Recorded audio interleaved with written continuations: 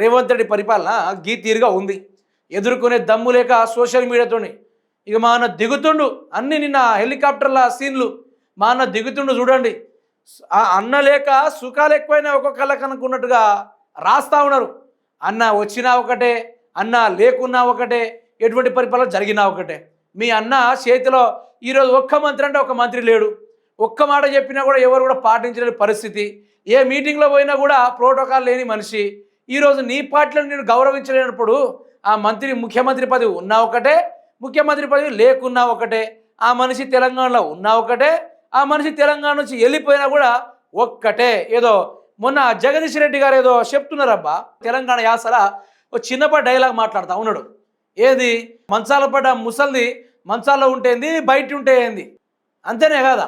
ఇప్పుడు ఒక ముసలావిడ ఆరోగ్యం క్షీణించిపోయి మంచాల పడి ఉంటే ఏంది, బయట ఉంటే ఏంది, ఎక్కడున్నా కూడా ఆనే ఉన్నట్టు కదా, ఏం ఒరగనట్టు అని చెప్పేసి ఇక్కడ సామెత అన్నట్టుగా రేవంత్ పరిస్థితి కూడా అట్లనే ఉంది. ఇప్పుడు ఆయన తెలంగాణ ఉంటే ఏంది, లేకుంటే ఏంది, ఏమైనా తెలంగాణకి ఇబ్బంది అవుతుందా?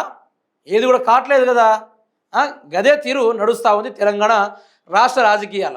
అయితే ఇక్కడ చూసుకోవచ్చు, తెలంగాణ ముఖ్యమంత్రి పర్యటనల చరిత్రలోనే మునిపెన్నుడు చూడని రీతిలో అంతర్జాతీయ దౌత్య యంత్రాంగం ముందు రాష్ట్ర ప్రభుత్వం తలదించుకోవాల్సిన దుస్థితి ఏర్పడింది. అనుభవజ్ఞులైన ఐఏఎస్ అధికారులను కాదని కనీస ప్రోటోకాల్ నిబంధనలు తెలియని ఒక మీడియా సలహాదారుడి చేతి కీలక బాధ్యతలు అప్పగిస్తే ఎలాంటి పరిణామాలు ఎదురవుతాయో తాజా అమెరికా టూర్ రద్దు వ్యవహారం బట్టబయలు చేసింది.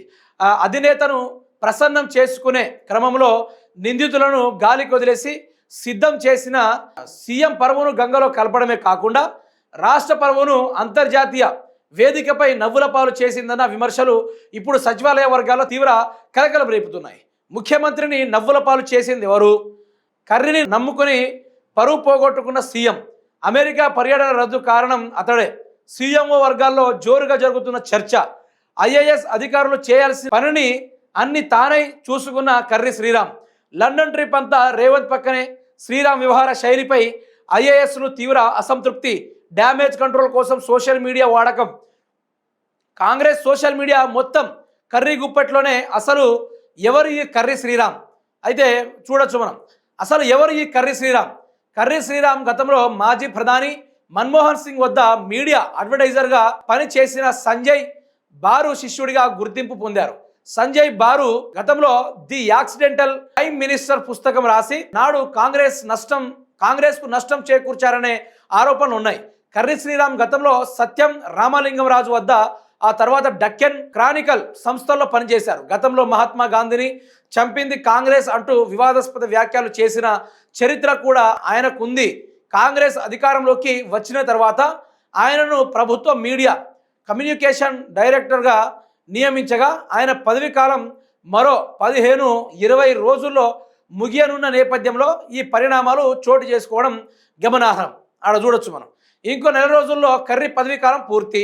మీడియా అండ్ కమ్యూనికేషన్స్ డైరెక్టర్గా ఉన్న శ్రీరామ్ కర్రీ వచ్చే నెల 26తో 2 ఏళ్ల పూర్తి. పొడిగింపుపై సచివాలయంలో తీవ్ర ఉత్కంఠ. వివాదాల నేపథ్యంలో ప్రభుత్వం ఏం చేయనుంది? అయితే గిది రేవంత్ రెడ్డి అమెరికా పర్యటన నవ్వుల పాలైపోయింది. ఇక సూర్యుడు చిన్నపోయిండు, తెలంగాణ సూర్యుడు చిన్నపోయిండు. ఇక గోసంగా ఉంది కాంగ్రెస్ ప్రభుత్వ పరువు కానీ నష్టం కానీ ఏదైనా కానీ. అడ్డాగోలుగా అడ్డదిడ్డంగా మాట్లాడాలి ఎవరాలు జరుగుతూ ఉంది కాంగ్రెస్ పార్టీలో. ఎవరైనా క్షమిస్తారా రేవంత్ రెడ్డిని అంటే ఎవరు కూడా క్షమించరు. ఏం మాట్లాడుతుండే ఆయనకే సోయలేదు. దిక్కులేని ప్రభుత్వాలు, ఈరోజు పరిపాలన మీద సోయలేని ప్రభుత్వాలు, ఈరోజు 6 గంటలు అమలు చేయడం చేతగానోళ్ళు మా నది ఒత్తుడు ఎడిపోతాడు వచ్చి. ఏం అన్న వస్తే ఏంది, రాకుంటే ఏంది? తెలంగాణకి ఒరిగింది ఏమైనా ఉందా? 3 సంవత్సరాలకు చేసింది ఏందబ్బా? గుడ్డు మీద కేసీఆర్ అనే పేరుని చేర్పడం తప్ప మీరు చేసింది ఏది లేదు. గాడిద గుడ్డు తప్ప జరిగింది కూడా ఏది లేదు.